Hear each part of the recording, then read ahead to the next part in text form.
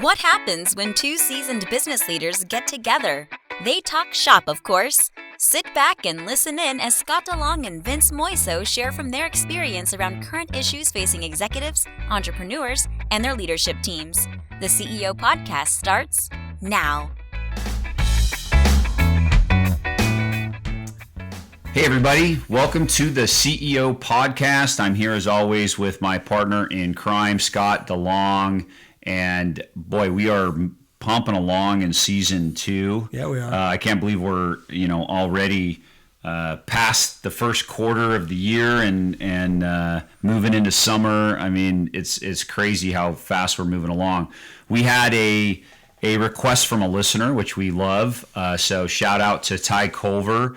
Appreciate you listening, Ty, and the request that he made was specifically around communication. So our topic today is a continuation. We had a 2-parter in season 1 early on. Actually, our first 2 episodes. 2 episodes. Yep, episode 1 and episode 2 was a 2-parter on communication. There we focused on the broader topic, and we talked about the communication hierarchy and a lot of etiquette and different forms of communication and what was best practices.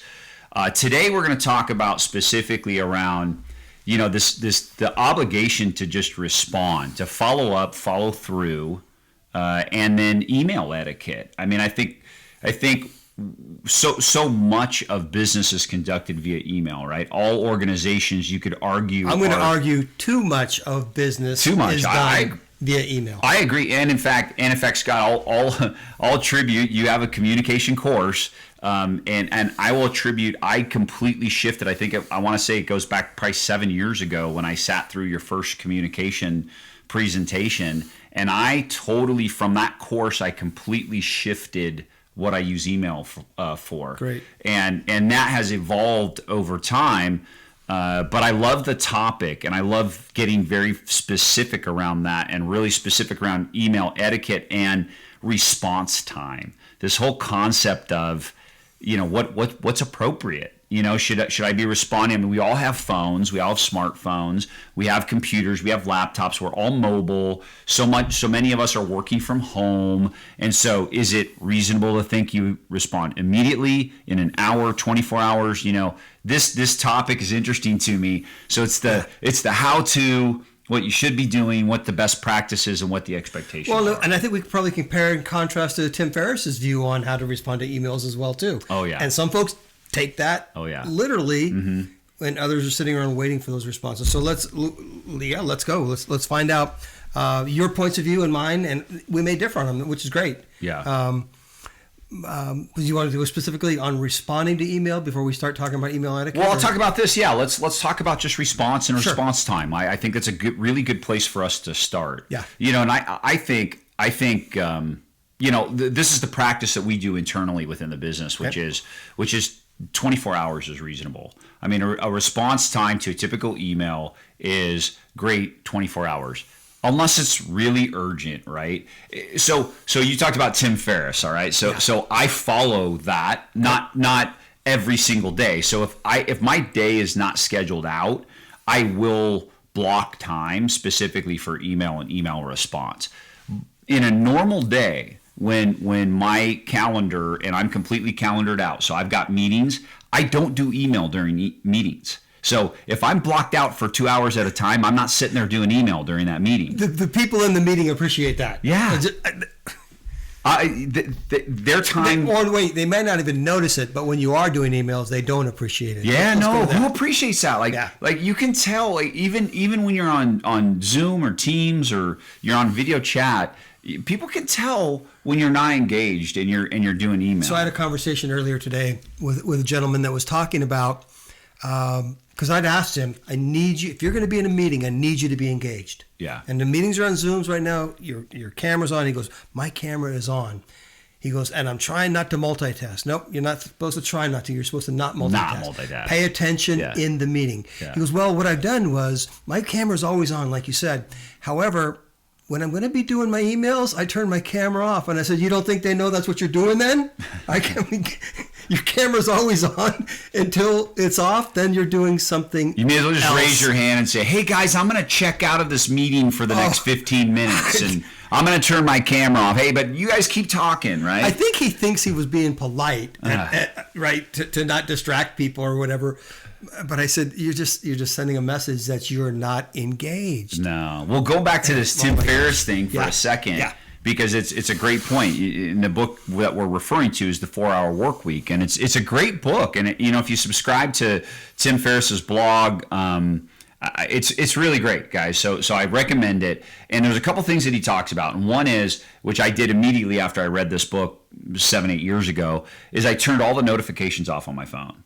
So I don't have any notifications. So if someone's texting me, I don't get notified. If I get an email, I don't get notified. I turn the notifications off on my computer. I don't know about you, but when I'm sitting on a Zoom call with somebody and all I hear is ding, ding, ding, it's terrible. It's terrible. And then how distracted are you as you're getting those emails? So those are distractions. Those are what Tim Ferriss says are distractions. I turned all the distractions off. So what that has shifted is a habit that I have in meetings is that when I'm in a meeting, I'm engaged and I'm focused, especially if I'm one-on-one, and I have a lot of one-on-one meetings. We talk about this a lot. Then I'm there for that person, and their time is equally as valuable as my time, and therefore I'm going to give them 100% of my attention. That means sometimes, so in those meetings, especially one-on-one, I put my phone in airplane mode. Yeah. It's in airplane mode, and I'm not going to get a call. Nothing's happening. And I close Outlook. By the way, nothing's going to happen in an hour that you can't close Outlook and not receive emails. I'm old enough to remember when you didn't have that kind of handiness. I was on an airplane for 5 hours and you couldn't respond. What did you do, Scott? Oh my gosh, the world came to an end because I didn't respond to somebody in those 5 hours. So listen, yes, technology's helped us, and it's also set us backwards. Yeah. Because it is a distraction. So, but I think respecting that, so the last thing I would say about Tim Ferriss's book is he also talks about, he adopted an email etiquette of his own schedule where, he does this block of time, quick check-in for priorities in the morning, and then he blocks out 2 hours at night and does not check emails all day. That's right. And I practice that. So like when I'm calendared in a day and I have meetings, I do that very thing.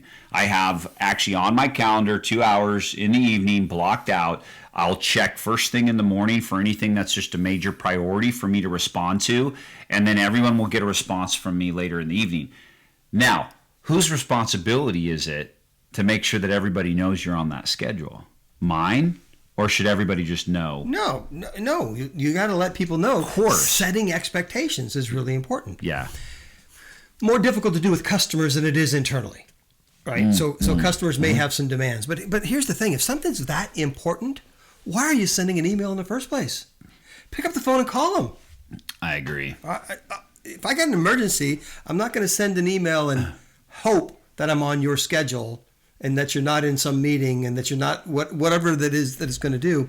I'm going to call. I'm going to leave a voicemail, urgent voicemail. If you don't get back in time that I need, I'm going to find someone else downstream and going to make that phone call as well if I need an answer that bad. Well, guess what I said to my team this morning? So I'm on my typical sales huddle in the morning, right? And guess what I said to the team? I said, hey, guys, just want to let you know I'm in meetings most of the day today, which means I won't be checking email.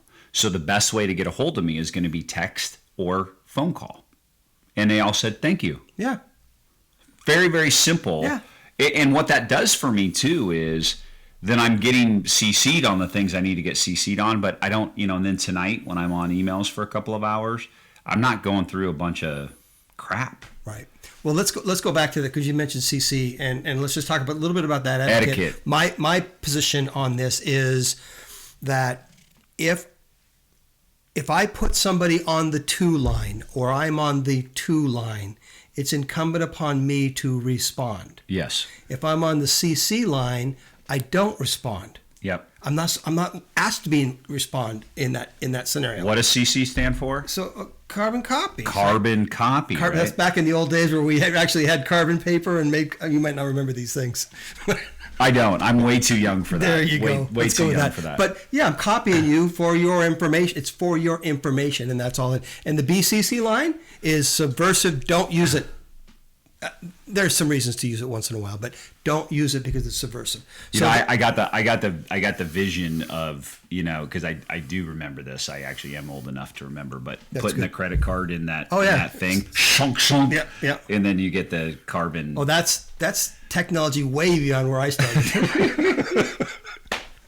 Anyway, so if you follow that process.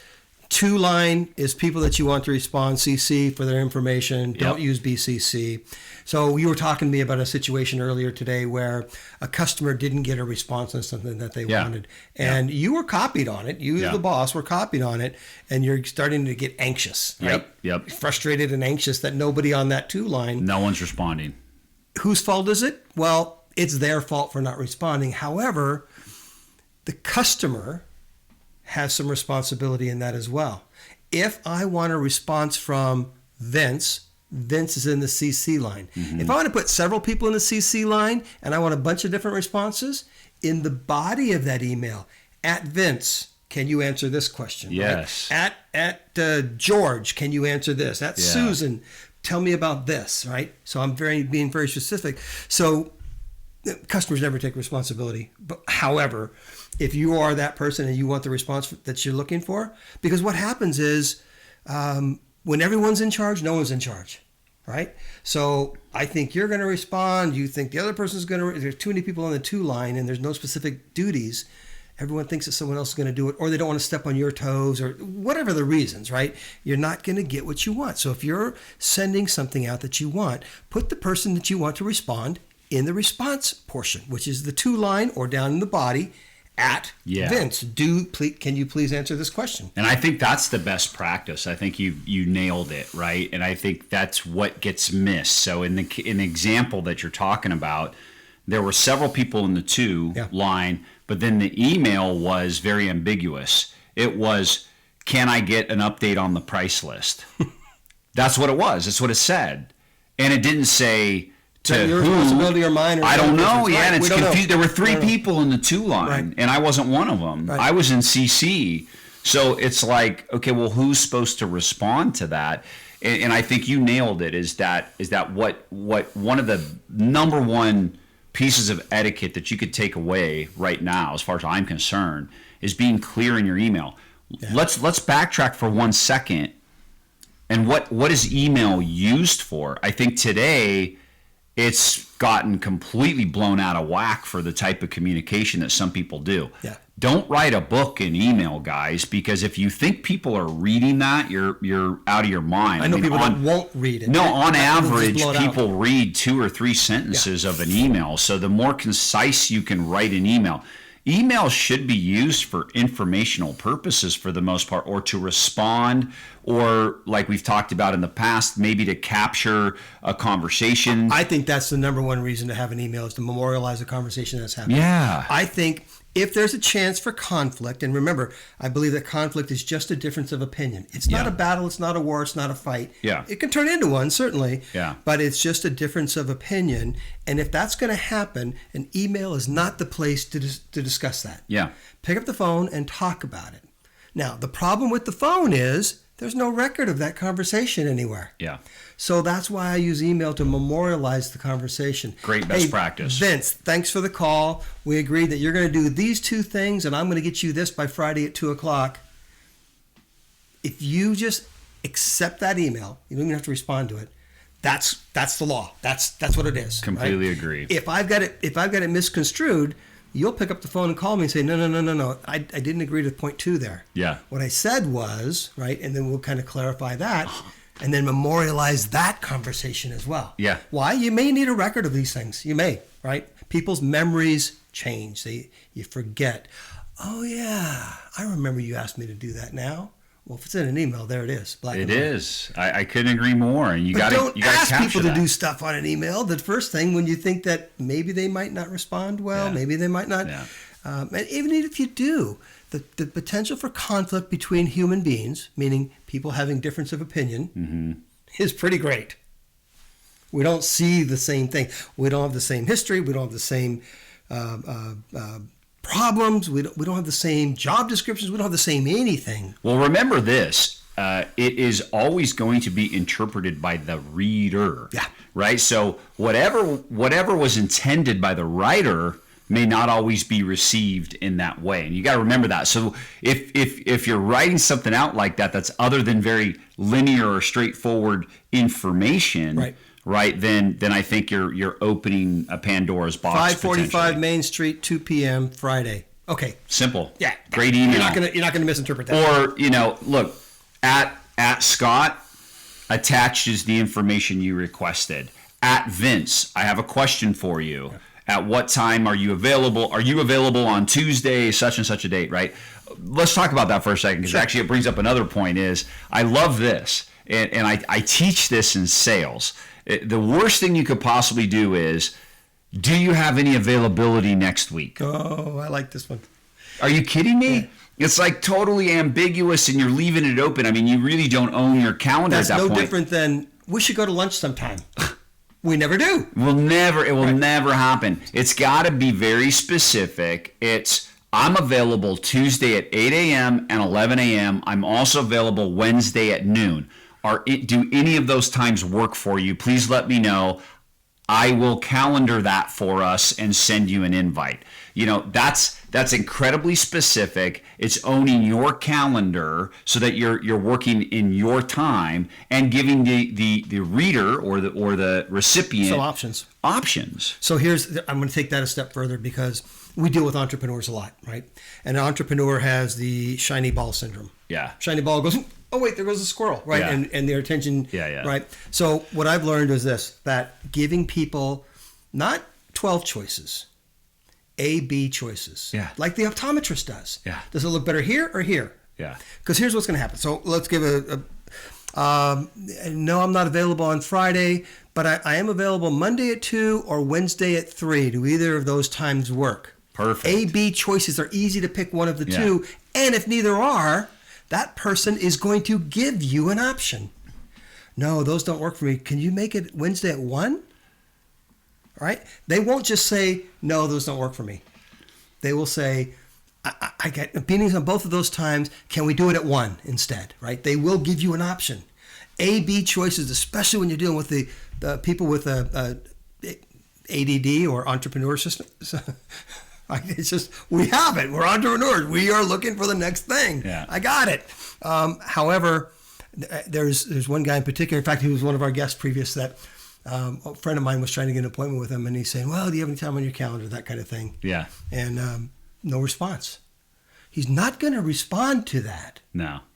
But he is going to respond to Tuesday at 2 or Wednesday at 3. I think that, especially in email, the closer you can get to a yes or no answer, an A or a B answer, the more likely you are to get a response. So this is my other biggest pet peeve, and I try to teach it and coach it as much as possible.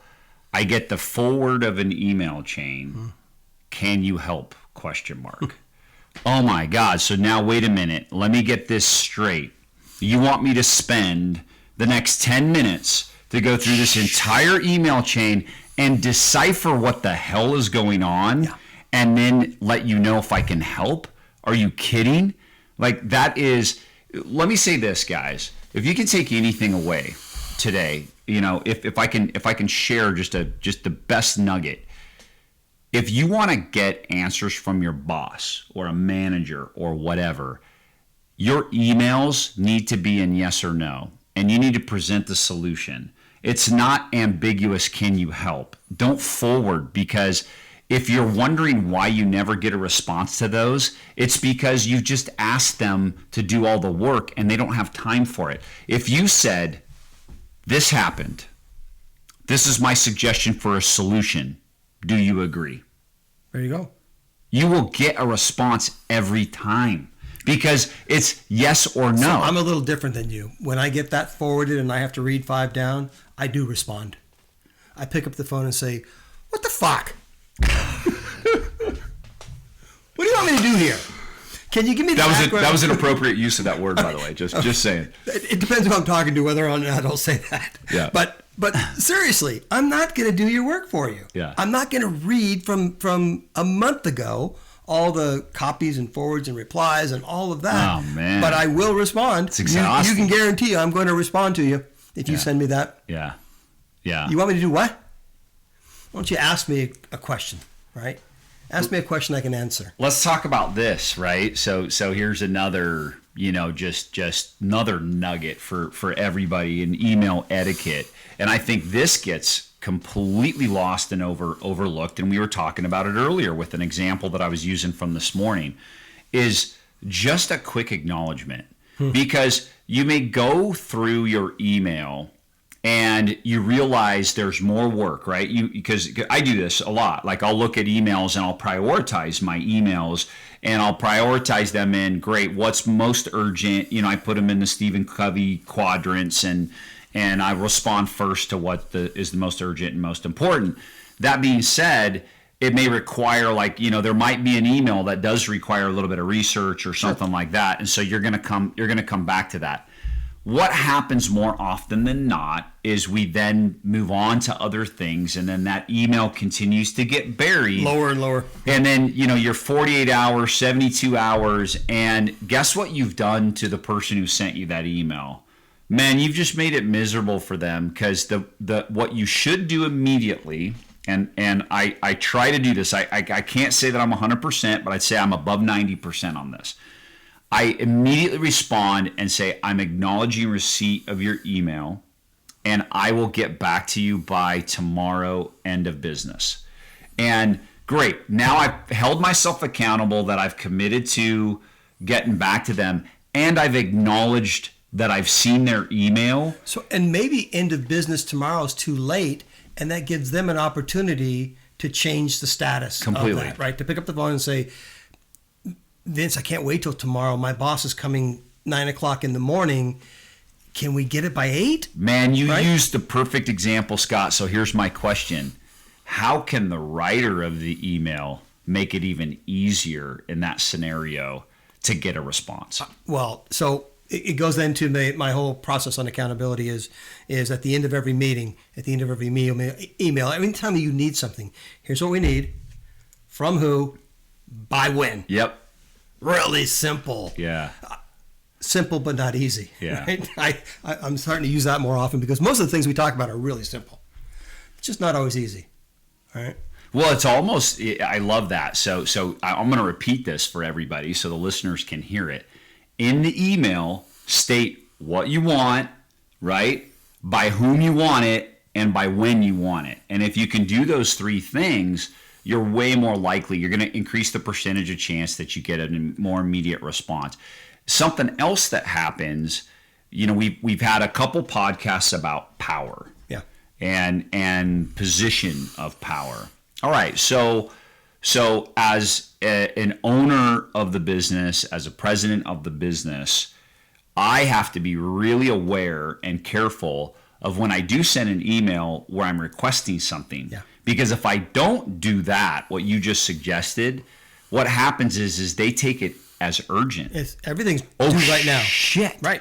Vince is sending me an email, and then now what have I done? I've completely disrupted their day because they drop what they're doing and they go run and do this thing for me. And I need to respect that if something's not urgent, that I let that person know. This isn't urgent. If you could get this to me by the end of the week, that would be really helpful. And I think simple things like that to put in your email allows people to do their job. Here's what happens, I think, with email is they become very concentric. Like, in other words, this overwhelming sense of entitlement happens that I'm just going to email because I can't see what you're doing, Scott. So and he should respond. I'm just going to email you, and then I have this false expectation without putting any parameters in that email that you're just going to immediate response. Yeah. Well, so here's another piece of etiquette. If you're gone, there's this amazing thing in Outlook. It's called Out of Office Assistant, and you can set up an auto reply that immediately replies to them and gives them very specific information about when you're back, who else they could talk to, sure. All these things. Guess what? It's just a really simple thing that you can do. Otherwise, the person that sent the email is left to wonder, they're hanging. Why am I not getting a response? Right. Simple things. It's really simple. And they're going to attribute that to you don't care, you're a jerk. Not that you're out of the office or not that you had in 28 meetings. They're not going to attribute it to that. You're a jerk for not responding to me. That's how people are going to attribute that. Why would I want to leave it up to that? Well, I'd put it out there, and I would say this. I think in this day and age, with having a smartphone, which everybody has, having a laptop computer, an iPad, there's never been greater access to communication than ever before. And there's no excuse to not respond in a reasonable amount of time. Sure. There just is no excuse. And I think if you're in business at all, and I don't care if you're a business owner or if you're in sales, but especially if you're in sales, right? Especially if you're in sales or you're in management, leadership, any of that, especially in sales, I tell people, gosh, you are ahead of the pack if all you do is respond, answer your emails, answer your phone, follow up, and follow through on what you say. If you can just do those things, you're going to be a successful salesperson. Does it put you at the top? No, because there's a lot of other things that have to happen too. However, it does put you ahead of the pack, ahead of most, if you just do those things. And I find it hard, it's challenging for me that so many people don't do those simple things. So I want to go back a step because I didn't give my position on how fast I respond to emails. Yes. And the answer is sometimes too fast. Yes. Right? That tells people, one thing, I didn't think through the answer. Yeah. Two, I'm not very busy. I don't have anything to do except sit around and wait for emails. I don't want to put that perception in the world either. Sure. Right? So sometimes too fast. Immediate responses sometimes are just too fast. But it depends who you're talking to and all that, right? But here's what I do when I'm working. My best process is I get up in the morning and I look at emails before I start work. Yeah. Okay. Anything that's come through that I need to take care of. Yeah. I like to do it midday, and I like to do it at end of business. Mm-hmm. Not at 9 or 10 o'clock at night, because here's what I found is that. So you've set up a pattern of behavior that people know and expect. Yeah. But I've come across people that get annoyed when they get replies at night because of that immediacy. Yeah. Since I'm the boss, I'm the powerful one, I'm the this, I'm the that, right? They think that I expect that you're going to respond right away. Yeah. So I try not to put the emails out at night for that reason. Yeah, that makes sense. I've heard other people complain. In fact, John and I both worked for a company. John's our producer of the podcast. We both worked for a company, and this owner texted things at night because that's when he was working. That's all. It didn't mean, hey, look at your text all day long. Yeah. But that's how the employees felt. John was just like freaked out and like, I got to be with my family at night. I can't answer his question. He's not asking you to answer it tonight, but that's when his mind's working. Yeah. So do yourself a favor if you're in a leadership position, is at least set the expectations. Right. If you get this from me in the middle of the night, what I'm doing is working, and I know you start at 8 o'clock. Yeah. Don't worry about it. Right. No, I've communicated that. I could not agree with you more, and I was very diligent about explaining and setting that expectation that, guys, you're going to see emails from me at 9 and 10 and 11 o'clock at night. That doesn't mean that I have this false expectation that you're going to respond to me at that time. You're going to respond to me the next day. Those are the hours that I set aside to do work, and that's what that's for. Yeah. So expectations is all that I is. agree with you. I do, because if you don't, it goes back to exactly what I was saying. When you're in a leadership position, you're in a position of power, you need to understand of how John, the pressure you're putting on others is going to react if you haven't set the expectation of otherwise. I think so. It is a two-way street. And then I think we have an obligation too. So we've done this in our organization. You know this already because you've come and taught communication a couple times to the organization, and etiquette and email etiquette. Well, it's also my responsibility as a leader in the business that I communicate the expectation of this email etiquette that we're talking about. Right. And that I communicate the expectation of how we're going to respond and when we're going to respond and what's reasonable. So we've established that 24 hours is a reasonable time to respond, and everybody's on that page. So you can argue that 24 hours is or isn't, and honestly, it's irrelevant. It's whatever the culture of the organization is. Yeah. Or the expectations of the customer. 100%. Whatever that might end up being, and understanding those. Let me tell you something else that's your responsibility as the communicator. Yeah. Right? Not just as the boss, but as the communicator, is to ensure that the communicatee, the person you're talking to, writing to, whatever, has the same understanding that you have of that thing. Mm-hmm. And we don't get that same understanding by saying, everyone knows what I mean, right? And that's how we do it. I've seen that happen over and over and over. And everybody nods their heads that, yeah, we get you, we understand. Yeah. And they all come back with something different later, right? Yeah. So communicate, this is be really clear on this. Communication is what the listener or reader hears and interprets. It's not what I say. So I need to speak their language and clearly establish that they have the same expectation or same understanding of what the expectations are. Oh, man. And how do you do that? By asking them, saying, okay, so Susan, what's your role? What are you going to end up doing? And she's going to tell she's going to paraphrase and put it in her words. Exactly. John, what about you? Well, I'm going to, not quite. What I was hoping to hear was, and then rephrase it. Yeah. Now tell me again what it's going to do, right? Make sure that they can paraphrase what it is and that you have a good grasp on that. So it's my fault if they don't understand. It's not theirs. You may have just given the biggest tip of all in this conversation. And I want everybody to understand it, and I'm going to repeat it, is get alignment on the understing of what's expected. And this is where you don't use a yes or no. No, question, you right? do. So I do it. I take it upon myself, and I've created this habit. I learned it from you. And as I took that, I sat in on your very first course, and then subsequently have taken that course many times. But I repeat what I hear. Yeah. I literally will say, this is what I heard. And this is my understanding of the actions that we just established. Is that accurate? And not just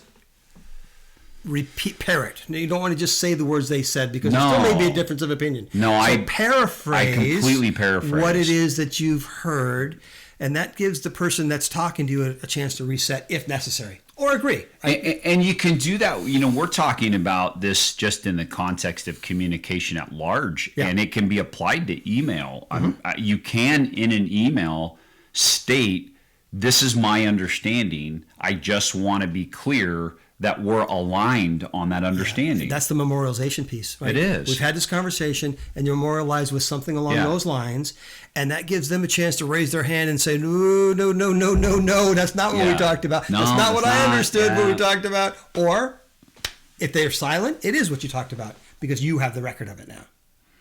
Okay, what's the number one takeaway for you today? Like, what are you gonna give away right now that if they start doing tomorrow, if the listeners can start doing it tomorrow, what is it? Boy, if I only had one, I'm gonna give a couple.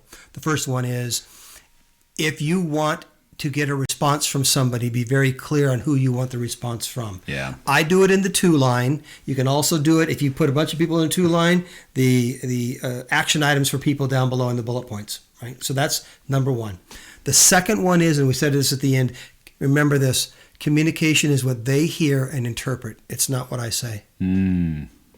More important to make sure they have it. I know what I'm talking about. Yeah, that's a good one. They may not. Anyway, those are my top two.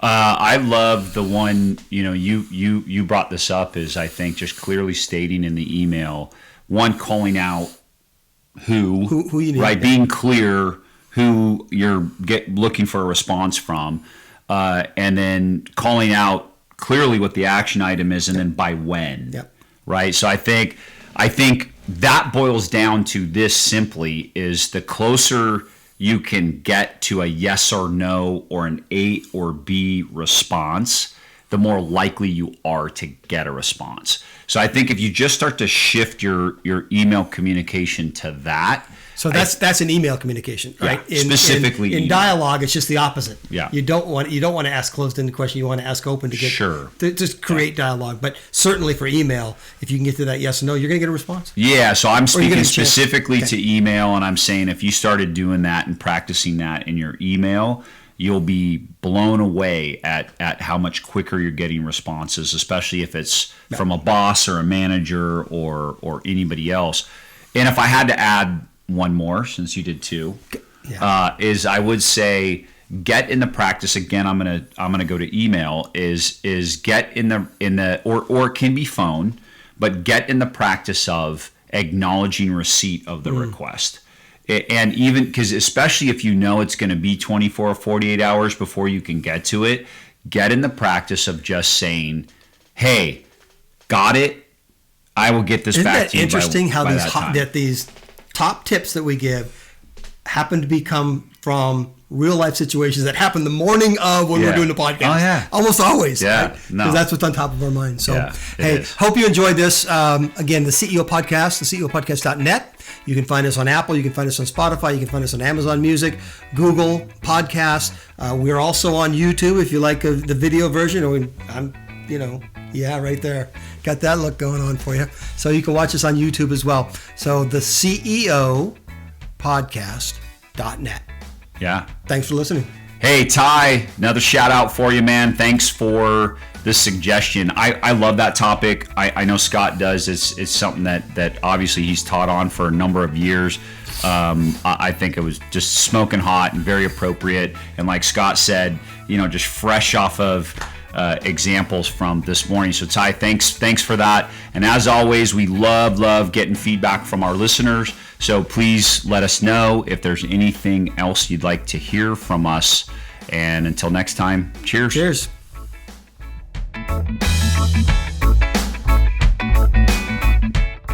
Thank you for joining us for the CEO Podcast. Please visit us at theceopodcast.net, where you can learn more about our co-hosts and listen to past episodes. If you would like to have a discussion and dive deeper into any topic, there is also an option to contact Scott or Vince to schedule some time with them. Thanks for listening.